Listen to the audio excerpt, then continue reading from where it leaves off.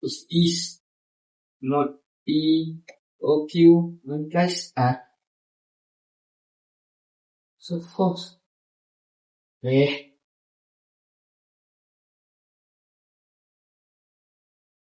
so hard. Oh.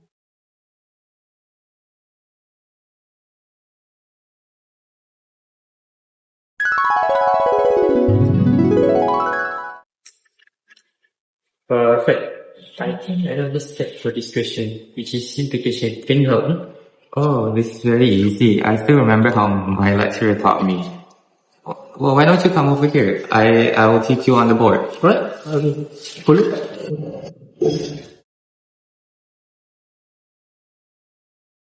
So let P and Q be a proposition, and the proposition if P then Q can be denoted as a P implies Q that called implication or conditional statement.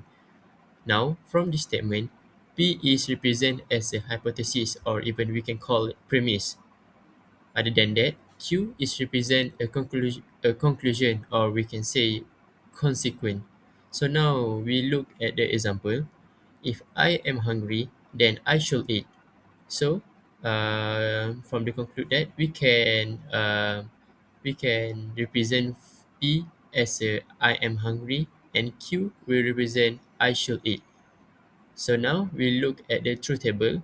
So as you can see from the truth table, the result of a P implies Q is false when the P is true and the Q is false. And all the other case, the result of P implies Q will be true. So now we look at the list of ways to express of a logical implication. There are many different ways to express the several implications such as P implies Q, P only if Q, P is sufficient for Q, Q is necessary for P, Q if P, Q whenever P, and Q from P. Even though the word is different, but all the statements have a same logical meaning. So now we move at the second page, which is talk about the valid and invalid argument. For valid, an argument is valid if the premises are true. Then the conclusion must be true. For invalid, an argument is invalid if it is possible for the premise to be true and the conclusion false. So, if you want to know, if you want to determine whether the statement is valid or not, is we need to see the all the true value for P implies Q are true, and if the all the result for P implies Q are true, then we can call it as a tautology. So now we move at the symbol. So if you see the double line, it is represent as a logical implies. Other than that, if we have a cross line, we can call it as a not logically implies. So from the symbol, it can help us to determine whether the statement are valid or invalid. So now, this is a general form of an argument. As you can see, we have A and B that represent as a premise, and we have C that represent as a conclusion. The symbol with three dot, it means therefore. So we can read all of this is A and B, therefore C. So, there are two ways to determine if an argument is valid or invalid, and that is one, you can use a truth table, or two, you can use the rules of inference. So, for truth table, you have two situations. The first situation is when you have two premises. Here, we will use P and Q as our premise. For P's column, we will divide the rows into two, and then we put true for the upper half and then false on the lower half. For Q's column, we will alternate true and false until the end of the column. The second situation is when you have three premises. Here, we will use P, Q, and R as our premise. For P's column, it is the same step as in the two-premise truth table. We will divide the row into two, and then we will put true on the upper half and false on the lower half. For Q's column, however, we will alternate true and false every 2 times, and then for R's column, we will alternate true and false every 1 time. The previous video was to give a visual representation on why rules of inference are the way they are. Besides modus ponens, syllogism law, and modus tollens, we also have rule of conjunction, rule of disjunctive syllogism, rule of conjunctive simplification, rule of disjunctive amplification, and rule of contradiction that we mainly use to solve the validity of an argument.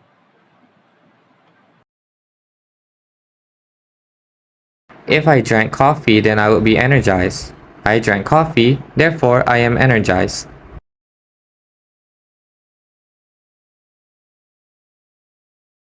If it is foggy, then I cannot see the sun. If I cannot see the sun, then I cannot see clearly. Therefore, if it is foggy, then I cannot see clearly.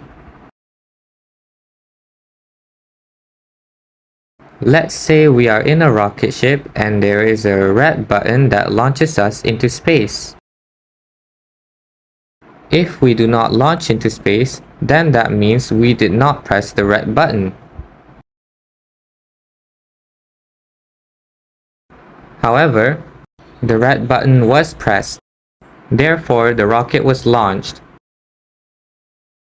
Next, we move on to some example questions. For our first question, we had to determine the validity of the argument using a truth table. In this question, we need to find the truth values of the premise and the conclusion to determine if it is tautology or not. Based on this question, we have three variables, which are P, Q, and R. Therefore, we need three columns for P, Q, and R respectively. Next, we make a column for each statement in the question, which is P implies R, P and Q implies R, P implies Q, and P and Q implies R, and then lastly, P implies R. Here, we will denote our premise to be A and our conclusion to be B. And then lastly, we will make one final column of A implies B to determine the truth values of A implies B. In this question, since all the truth values in the last column is true, aka tautology, thus the argument is valid. Consider the following argument. If Alpha is not studying hard or he is lazy during class, then he will not get high marks in exam. If Alpha get high marks in exam, then he will watch movie or play games.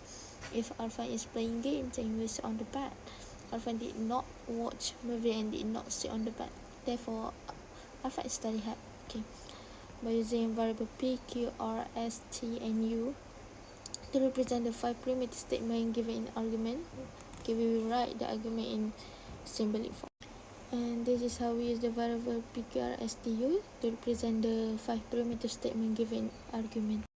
And this is how we rewrite the argument in symbolic form.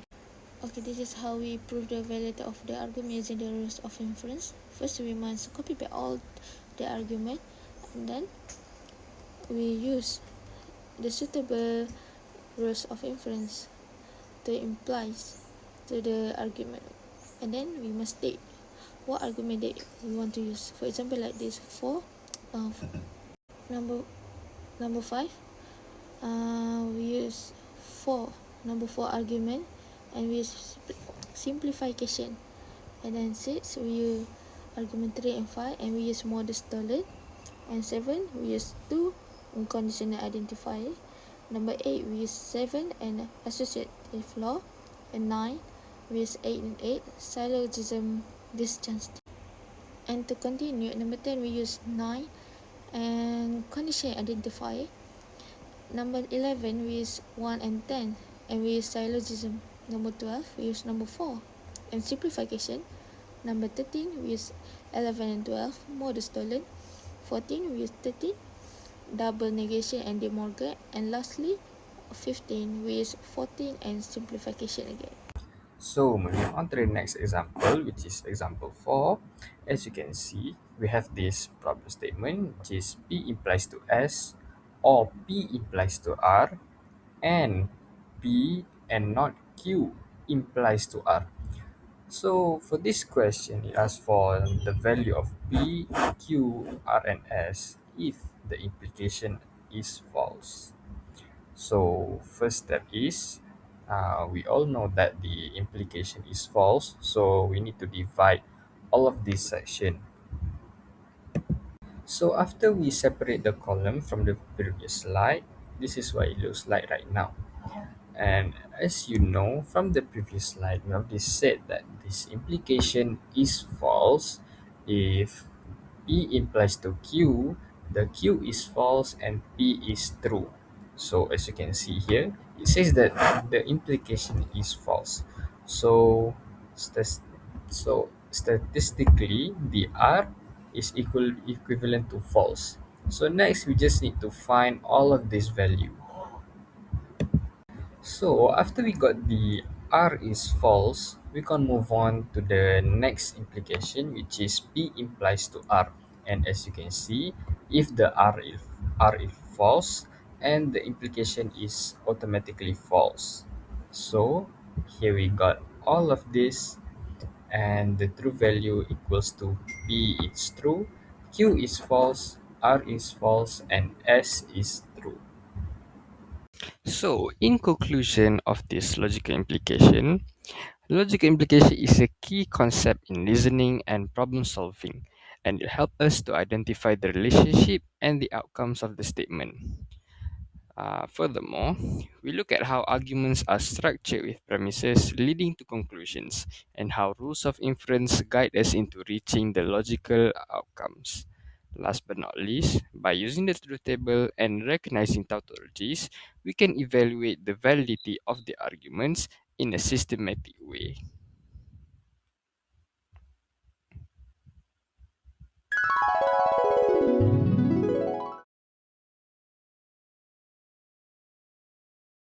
Oh, easy like peanut je ni.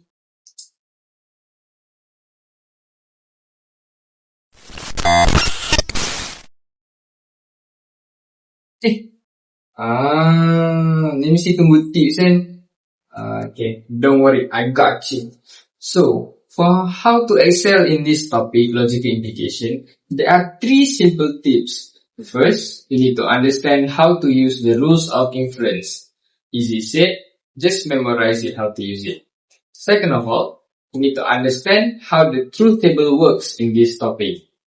And it can be memorized by the pattern as well, to put 1010. Yeah. And last but not least, the easiest but the hardest also is to do lots of exercise. In that way, you can be excel in this topic. So, good luck, try it. Bye bye.